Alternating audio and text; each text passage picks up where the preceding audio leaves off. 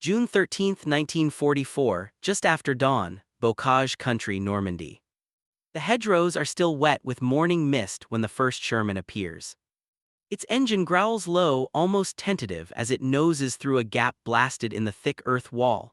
The American tank commander lifts his head from the hatch for just a second, squinting through drifting smoke and crushed greenery. Somewhere ahead, artillery thumps like distant thunder. Somewhere closer, a German gun is already waiting. Across the field, hidden beneath branches and camouflage netting, a Panther tank sits perfectly still. Inside the Panther, Oberfeldwebel Karl Richter presses his eye to the gun sight. He has seen Shermans before, too many of them. He knows their shape by heart, the tall silhouette, the flat plates, the narrow tracks that struggle in this broken Norman terrain. He exhales through his nose, almost smiles. "Ein Sherman," he mutters, "another one." The Panther's 75 mkw K-42 gun is already aligned. The range is short, less than 800 meters. At this distance, the shot will go through the American tank like paper. The gunner squeezes the trigger. The blast is deafening, the recoil slams through the hull, the shell crosses the field in less than a second. The Sherman disappears in a violent bloom of flame and steel. Its turret jerks, lifts, then slams back down as smoke pours from every seam. The American crew never climbs out. Inside the Panther, Richter nods once, calm, professional. This is how it always goes. Around him, his crew exchanges quiet, satisfied glances. "They send these things against us," the loader scoffs, "tin cans." German tank crews had been calling the M4 Sherman many things since Normandy began. Tomahawker, tank cooker. A single hit and the gasoline engine inside often turned the fighting compartment into an oven. Compared to the Panther's sloped armor and powerful gun, the Sherman looked crude, underprotected, outmatched. And in those early days, the numbers seemed to confirm it. Panzer IVs, Panthers, even concealed PaK-40 anti-tank guns were cutting through advancing American armor with brutal efficiency. Shermans burned in lanes between hedgerows. Their blackened hulks littered the fields, smoke columns marking where attacks had failed. German crews laughed about it. They joked that the Americans didn't know how to build tanks, only tractors with guns. They joked that every Sherman destroyed meant fewer Americans willing to climb into the next one. But then something strange began to happen. 2 days later, Richter is back in the same sector.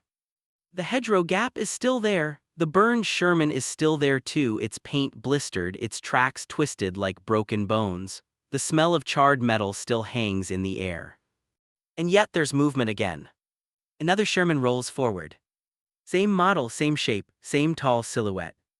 Richter blinks, adjusts his sight. "Are they mad?" the driver asks. The Panther fires again.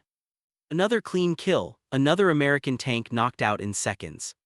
But this time, as smoke clears, Richter notices something unsettling. Behind the wreck, there's more movement. American infantry swarm forward, not retreating but advancing, covering the field, probing the hedgerows. Engineers follow, crouched low, dragging cables and tools. Somewhere farther back, engines rumble, more engines than before. That night, under cover of darkness, German sentries hear unfamiliar sounds. Metal scraping, engines idling. Voices, English confident, unhurried. By morning, the burned Sherman is gone. In its place, fresh track marks, churned soil, and a new American tank hull pushing toward the line. Richter stares at the empty field. "They recovered it," someone says quietly. Recovery crews, Bergepanzer equivalents but faster, bolder. American M32 tank recovery vehicles, unarmed but armored, crawling forward at night to haul wrecked Shermans away under fire. What couldn't be repaired on the spot was stripped, salvaged, replaced.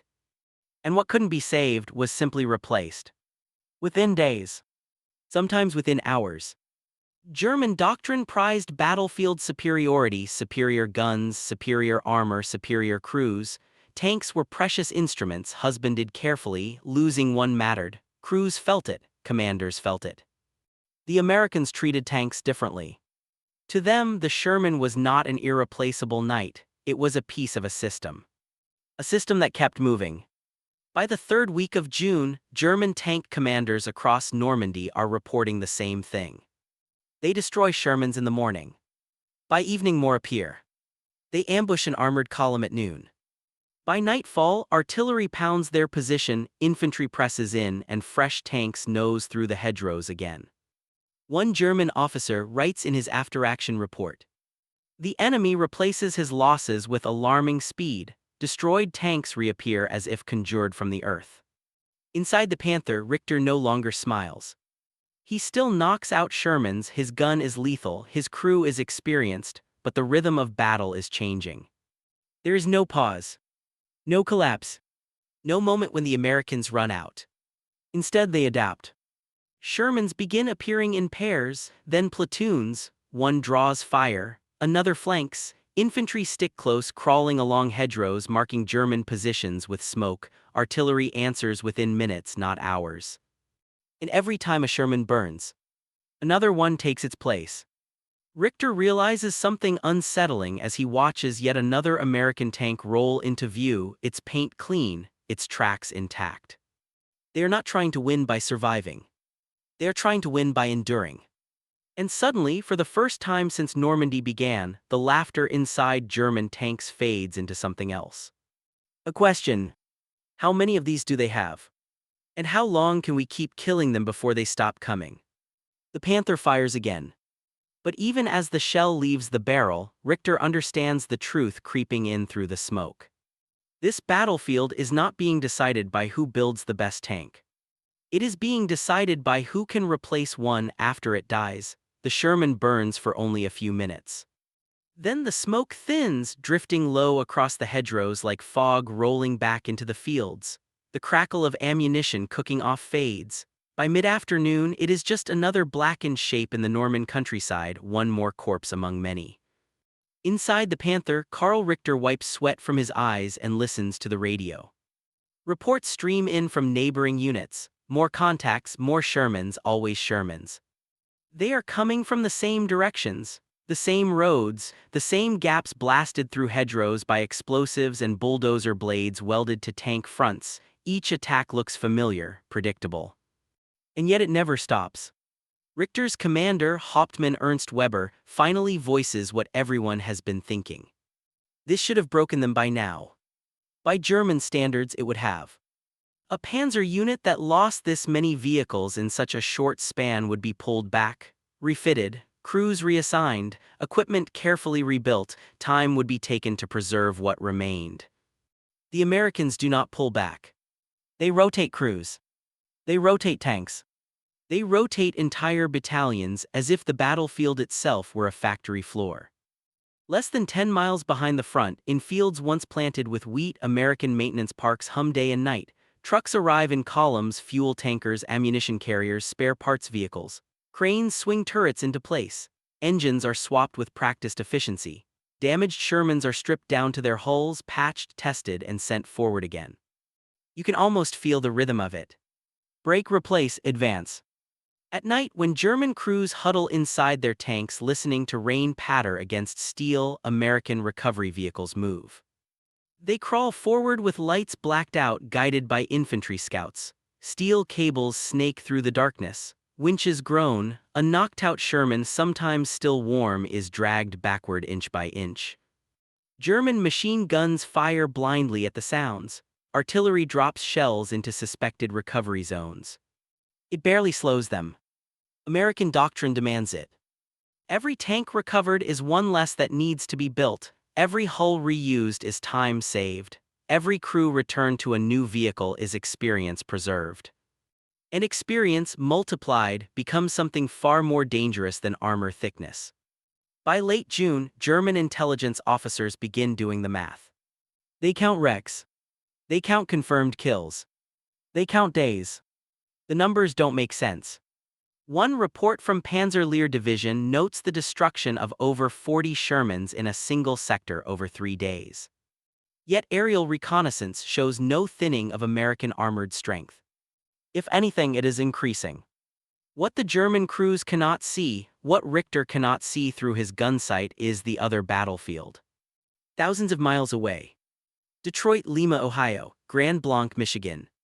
Factories where steel flows like water, where M4 Shermans roll off assembly lines in numbers that defy European imagination, one every few minutes, engines tested, guns mounted, paint still fresh. To American planners, the Sherman was never meant to duel Panthers head-on. It was meant to exist everywhere, in numbers so large that loss became acceptable, even expected. And those numbers are now pouring into Normandy through ports, beaches, and makeshift depots faster than German units can destroy them. Back at the front, Richter feels the shift in tone over the radio. Less confidence, more urgency. Panzer units are ordered to hold ground at all costs, retreats are denied, fuel allocations shrink, replacement tanks do not arrive. A Panther that breaks down is often abandoned. A Panther that is hit cannot be replaced. Meanwhile, the Shermans keep coming, not charging recklessly but learning. They begin using smoke. White clouds bloom across the fields, blinding German gunners. Shermans advance behind rolling artillery barrages timed to the minute. Infantry stick close, flushing out anti-tank teams with grenades and flamethrowers. Richter fires, kills another Sherman. Then another. Then another. But each shot costs something now. A shell fired is one shell fewer in his rack. Fuel burned, repositioning costs precious liters.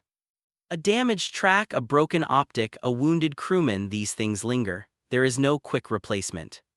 And for the first time, Richter feels the imbalance. Not in firepower, but in momentum. During a brief lull, Weber climbs out of the Panther and surveys the field through binoculars. In the distance, American tanks form up calmly, almost casually, their engines idling in neat lines. No hesitation. No panic. As if they know something he does not. We destroy them, Weber says quietly, almost to himself, and it changes nothing. That night, a runner brings fresh orders. Hold the line. No withdrawal.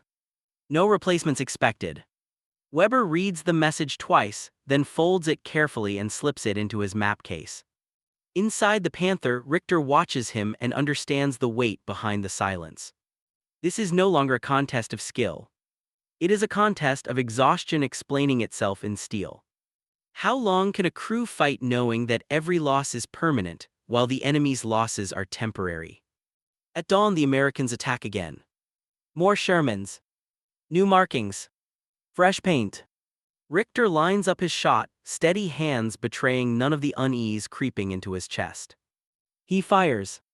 The Sherman explodes.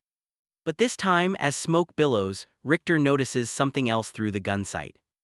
Behind the wreck, more tanks advance, engines roaring, guns swinging, infantry running alongside them. No pause. No fear. Just forward motion. And in that moment, a realization settles in like cold rain seeping through a uniform. They are not fighting tanks. They are fighting a machine that never stops building them. The laughter is gone now. By early July, the Norman countryside is choked with wreckage, not just American tanks but German ones too. Burned Panthers sit nose down in ditches where engines failed or fuel ran out. Panzer IVs, once the backbone of German armored units, lie split open by artillery or abandoned after air attacks. Inside what remains of Panzer Lehr and the 2nd Panzer Division, crews speak in lower voices. Karl Richter feels it every time he climbs into the Panther before dawn. The tank still smells of oil and cordite, but now there is something else in the air, tension that no amount of discipline can suppress. The Americans are changing. They no longer drive straight into fire. They probe, they pin, they flank. Shermans advance cautiously now, working in coordination with infantry that move like shadows along the hedgerows. When a German gun fires, artillery answers within minutes. When a Panther reveals itself, fighter bombers arrive overhead, engines screaming, rockets tearing into the earth. You can almost feel the sky pressing down. One afternoon near St. Lo, Richter's unit knocks out 2 Shermans in quick succession. Clean hits, textbook ambush. Normally, this would be a moment to breathe. Instead, the radio crackles with urgency. Jabos incoming. Everyone freezes. The Panther's engine roars as Richter's driver throws it into gear, revering hard toward cover. Too late. P-47 Thunderbolts drop out of the clouds like iron birds, machine guns stitching the hedgerow, rockets slamming into the field. Earth erupts, the shockwave punches Richter in the chest, the tank lurches violently. When the dust settles, the Panther is still intact, but nearby, a Panzer IV burns fiercely, its crew already gone. Above them, the American aircraft circle once, then vanish. And then, as if on cue, Shermans appear again. They come through the smoke, guns already firing, infantry tight on their heels. This is no longer mockery. This is pressure. German tankers had once believed the Sherman's thin armor made it fragile. What they are learning now is that fragility does not matter when loss is expected and absorbed. A Sherman destroyed is a problem for a recovery crew. A Panther destroyed is a tragedy. By mid-July, fuel shortages cripple German movement. Tanks sit hidden, engines off, waiting for attacks they cannot maneuver to meet. Ammunition is rationed.